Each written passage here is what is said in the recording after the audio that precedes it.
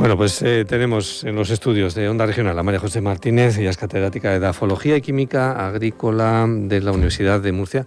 María José, bienvenida. Gracias. Muchas gracias, buenos días. Por estar con nosotros. Estábamos charlando, dice, ahora estoy con el carbono. Y digo, bueno, el carbono, pero dice, sí, que nos falta mucho carbono en esta región de Murcia. A ver, explícanoslo un poco, María José. Sí, bueno, la verdad que la región de Murcia es una de las regiones que está más desertificada ahora mismo a nivel europeo. Pero el problema grande de Murcia es que nuestros suelos son muy pobres en carbono. La materia orgánica del suelo, que es donde se recoge el carbono, pues es muy escasa en la región de Murcia. En la mayor parte de los suelos pues no pasa del 1 o 1,5 de los suelos naturales. Entonces, lógicamente, pues ahí es un problema que nos hace tremendamente vulnerables frente al cambio climático, porque eso nos está provocando, el cambio climático nos está provocando un estrés hídrico, y ese estrés hídrico nos provoca un estrés ambiental, y ese estrés ambiental provoca un estrés socioeconómico, con lo cual es tremendamente interesante. Ahí nosotros, bueno, te comentaba que hace 10 años, en el 2016, en la convocatoria de LIFE, pedimos un proyecto precisamente para la adaptación al cambio climático de la agricultura de secano mediterránea. Y ahí nos dimos cuenta que efectivamente pues Murcia es una de las zonas peores, pero que tiene solución, porque la solución es agregar materia orgánica del suelo. Pero ¿de dónde sacamos la materia orgánica? Pues la materia orgánica puede venir desde restos de podas, abonado verde, estiércol, compost, cualquier cosa que tenga materia orgánica.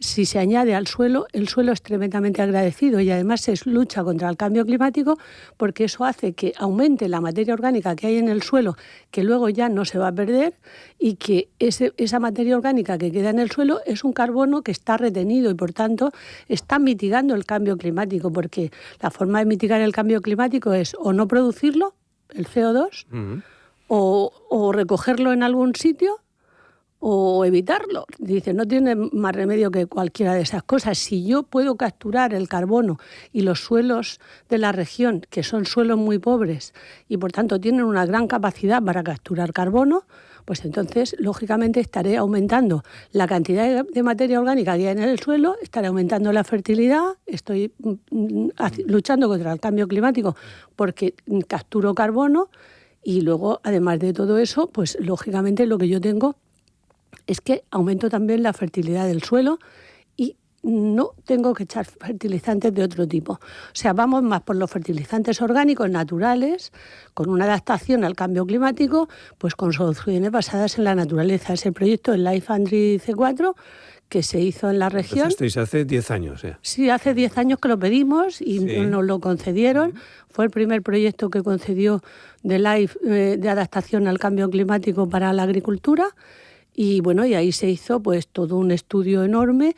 Luego se sacó además una declaración conjunta de los países de la CRPM, de la Conferencia de las Regiones Periférico-Marítimas, que la firmaron prácticamente todas, 130 y tantas regiones. Y creo que fue un manifiesto, porque todas las de la Europa meridional tenemos el mismo problema.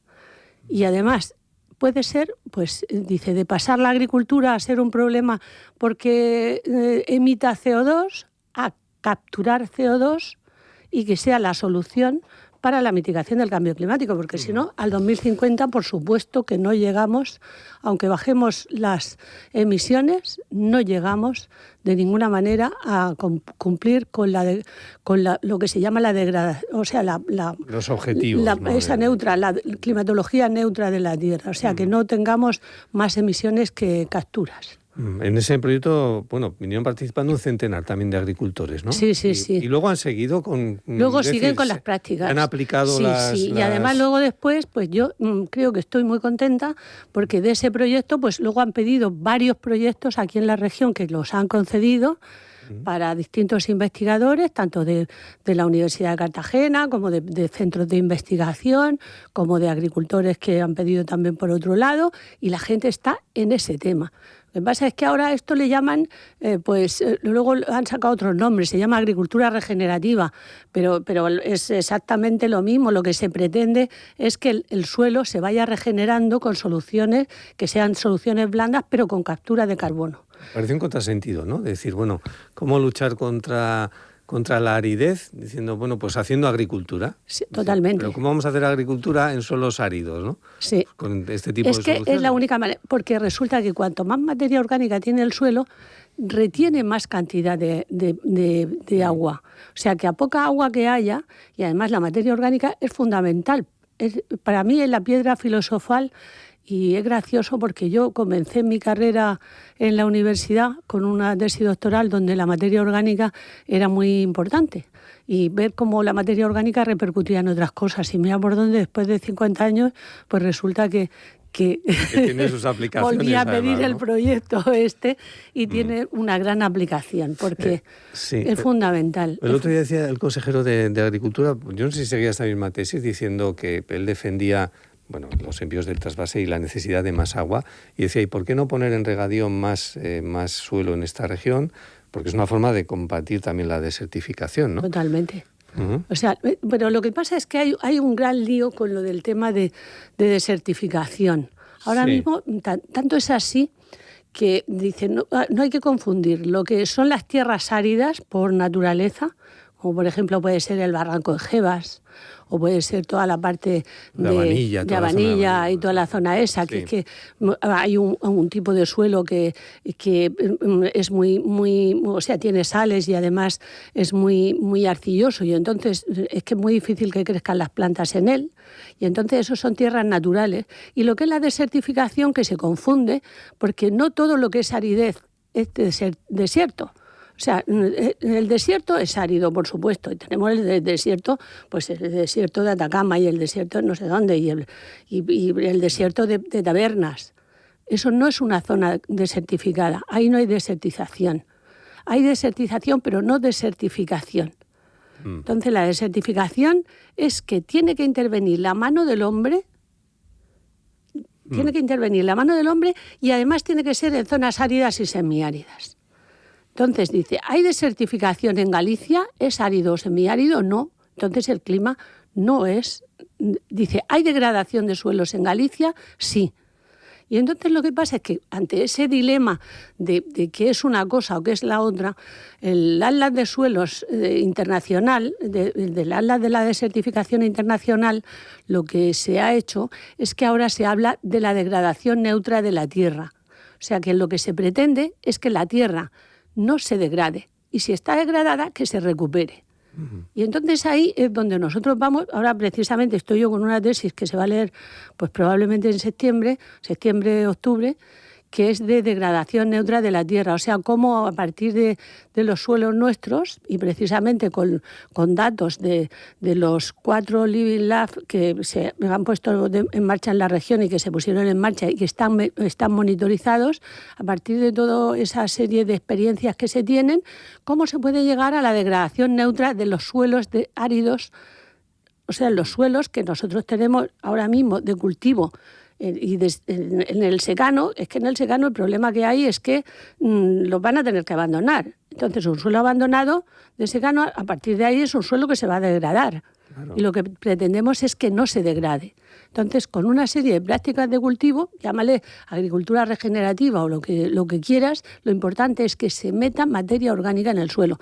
Por eso yo, cada vez que oigo que la materia orgánica se va a quemar, pues ¿qué quieres que te diga? Pienso que si se echara al suelo sería mucho más beneficioso para la región de Murcia. ¿Unos restos de poda se pueden utilizar? Los restos de poda, si nosotros lo hicimos con restos de poda, o sea, nosotros lo hicimos con almendro, olivo y cereal. Cereal almendro, olivo y cereal fundamentalmente. Entonces, había 4 zonas experimentales, una en Corbera, otra en Nogalte, otra en Siguena y otra en Moralejo, en Caravaca. Y bueno, era lo que estaba monitorizado. Entonces, en eso medíamos la cantidad de carbono que tenías al principio y luego todas las propiedades que tiene un suelo, con la fertilidad, la salinidad, todo, absolutamente todo. Y luego después, al cabo de un año, volvíamos a medir otra vez, a los 2 años, a los 3 años y a los 4. Entonces, al 4.º año medíamos exactamente todo lo que se había ganado, dependiendo de que le hubieras puesto restos de poda o restos de poda con abonado verde, o restos de poda con franjas de vegetación también, ¿no? natural, sí, porque además es que la agricultura tiene que convivir con la biodiversidad. Hay que aumentar la biodiversidad junto con cuando se está cultivando. Entonces lo que nosotros hacíamos era, pues por ejemplo, en zonas con altas pendientes, por ejemplo la zona de Nogalte, que además es una zona bastante mala en cuanto a suelos, son suelos bastante pobres y demás, pues con franjas de vegetación natural que plantábamos, no solamente estábamos frenando la erosión, que es una de las formas de desertificación, porque de la parte física, pero estábamos aumentando la materia orgánica, que es lo que frena la degradación biológica. Entonces se aumentaba, y te puedo decir que se llegó a aumentar, pues en algunos sitios se podían ganar hasta 10, 15 toneladas de carbono, o sea, de carbono por hectárea.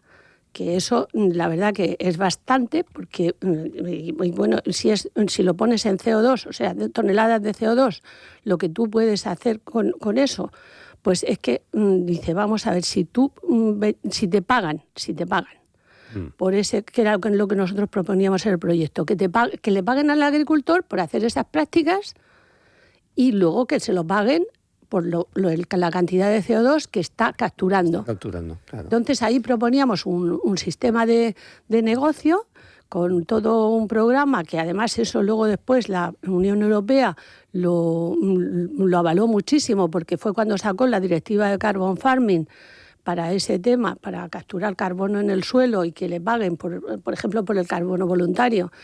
Pues te puedo decir que si le pagan por eso, al agricultor perfectamente puede compensar las pérdidas que pueda tener por echar materia orgánica, que es muy cara, y demás, pues le pueden pagar y puede compensarlo. Es la manera de que luego después tú puedas fijar población al territorio, porque el agricultor quiere seguir con sus tierras. Él quiere seguir con sus tierras. Él tiene que comer de sus tierras. Y lógicamente alguien le tiene que pagar por hacer ese trabajo. Pero lo que pasa es que eso no se llega todavía, no lo impulsan suficientemente, y eso que está la directiva, bueno, la directiva no, la estrategia. Está la estrategia, está además el reglamento, pero hay un pequeño escollo, y es que ese escollo dice, bueno, ¿cuánto carbono he capturado y cuánto me tienen que pagar? Entonces eso necesita una medida, y esa medida es donde tienen que ponerse de acuerdo cómo se mide. Entonces, concretamente desde la Universidad de Murcia y junto con el proyecto que estaba COAG, estaba Nueva Cultura por el Clima, estaba también Ingeniería del Entorno Ambiental y estaba la Consejería de Agricultura, pues entre todos lo que hicimos es desarrollar un procedimiento, y ese procedimiento para establecer precisamente la medida del carbono, y es con drones. Con drones, o sea, con medidas de laboratorio, hacíamos medidas de laboratorio, hacíamos pasadas de dron con cámaras multiespectrales. Entonces la reflectancia se medía cada año se pasaba, y lo que se han sacado son unos modelos que los pueden aplicar los que están al lado, las fincas que puedan estar al lado, que puedan tener características parecidas, y ver cuánto carbono se puede capturar. Por diferencia, claro. De las medidas que proponéis. Vámonos al otro lado de la geografía regional. Estábamos hablando antes de Caravaca, de la rama de Nogalte, porque María José durante muchos años y en multitud de artículos ha venido investigando toda la cuestión de los estériles, de las zonas de la Sierra Minera, de lo que supone. Y yo creo que tienes especial sensibilidad además por el tema de la bahía de Portmán, porque hay varios artículos ahí, María José. ¿Qué hacemos con la bahía?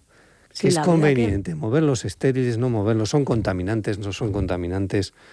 Mira, la contaminación es que depende de muchas cosas siempre. O sea, yo cuando me dice, es que esto está contaminado, dice, la Sierra Minera está contaminada. ¿Qué es la Sierra Minera? La Sierra Minera es una sierra de minas y que tiene metales pesados, porque se ha extraído desde los fenicios. Entonces todo eso, pues dice, es contaminante, es que no es lo mismo. No es lo mismo contaminado que está contaminado que pueda ser contaminante. Entonces, una cosa, dice, está contaminada si se la has echado y tal, pero contaminante es otra cosa, y es que está contaminando a algo. Y ahí, pues depende de las dosis siempre. Siempre depende de las dosis. Entonces, decir, ¿toda la sierra está contaminada? No. La sierra tiene metales pesados, o sea, contiene metales pesados porque es su origen. Y tienes ahí los filones y tienes las minas, y hay muchísimas minas. Entonces, lo que pasa es que la dispersión de esos metales pesados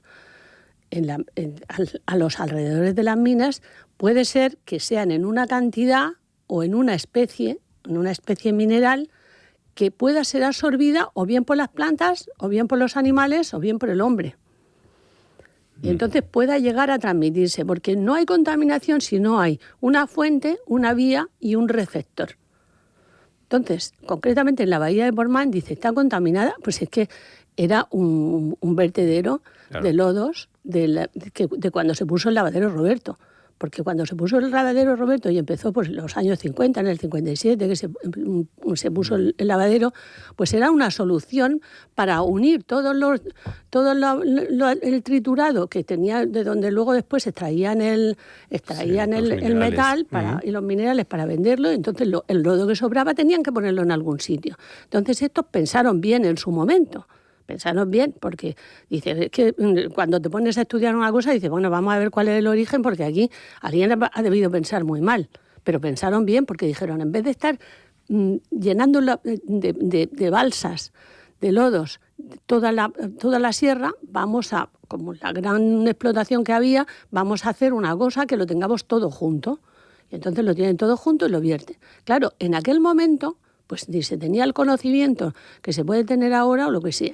De tal manera que si tú lo lanzas, lo viertes al mar, pues lógicamente si ellos lo vertían al mar, pensaban bien que cuando los metales están a pH mayor de 7, y sobre todo en el agua de mar que están en el pH 8 y pico, pues entonces estaban insolubles.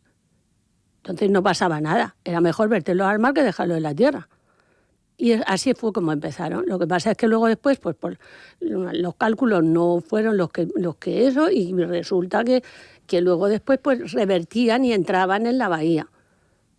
Los lanzaban en un sitio, pero entraban en la bahía y se fueron acumulando. Se fueron acumulando y lo que nosotros sí que hicimos fue en el año 2006, que cuando estaba Cristina Narbona, se sacó junto con hicieron un convenio entre la región de Murcia, el Ayuntamiento de la Unión y el Ministerio. Y entonces, en aquel momento se hizo un convenio para sacar un concurso de ideas. Ese concurso de ideas nos presentamos en la Universidad de Murcia con otros chicos arquitectos. Y la idea nuestra era, el proyecto se llamaba In Situ, entonces, para la recuperación ambiental de la bahía de Portmán. Entonces dice, In Situ se llamaría por algo, ¿no? Porque hacerlo ahí mismo. Sí. Claro, dice, déjalos ahí, porque son 60 millones de toneladas. Dice, 60 millones de toneladas son muchas toneladas. Eso no te lo puede llevar a ningún sitio. Con lo cual, recuperar la línea del 57, desde el punto de vista técnico, pues es posible llevártelo a cualquier sitio. Pero desde luego yo nunca, los que estudiamos contaminación, nunca lo íbamos a proponer. Entonces, lo que nosotros proponíamos en aquel momento, y se hizo un proyecto piloto que está ahí, y hay unas parcelas que se hicieron y que además han resultado fantásticas porque no se ha movido ni un metal y está fenomenal, pues eso se quedaba ahí y se trataba. Pero la playa era otra cosa. La playa había que hacerle un tratamiento para ver dónde se estabilizaba la línea de playa. Y ahí es donde creo que está el tema. Porque, bueno, se hicieron un montón de experiencias para lo que era más óptimo, para que además fuese óptimo desde el punto de vista ambiental y óptimo desde el punto de vista económico. Y para eso, pues se hicieron experiencias con tecnosoles, con más de 80 tecnosoles que se pusieron en nave cerrada para ver qué cantidad le tenías que poner, y además era muy barata la técnica porque era con tratamiento con carbonato cálcico en capas, pero en pocas capas, que han dado un resultado fantástico, que yo creo que eso lo han metido en un cajón y no lo han vuelto a sacar. Y yo concretamente lo he enviado al Ministerio cantidad de veces, los mismos papeles, pero bueno. Pero la solución que proponen es hacerlo como si fuese un vertedero y taparlo como si fuese un vertedero, con capas. Dices, bueno, pues gástate dinero, échale 2 metros de tierra por encima y luego verás cómo se te desliza. Y le pones un geotextil debajo y luego así le facilitas que se deslice más rápido. Esa no es solución. Para mí esa no es la solución es la que está hecha de forma experimental allí en el sitio. Que se gastaron un dinero, que era un dinero de todos, en hacerlo y que después no lo han vuelto a mirar. Dice, bueno, pues a partir de ahí la línea de costa es la que tienen que ver, que eso es un tema totalmente ingenieril, cómo sujetas tú la línea de costa para que no se la lleve. No se te la lleve. María José Martínez, catedrática de Edafología y Química Agrícola de la Universidad de Murcia, gracias por estar con nosotros esta mañana. Muchas gracias.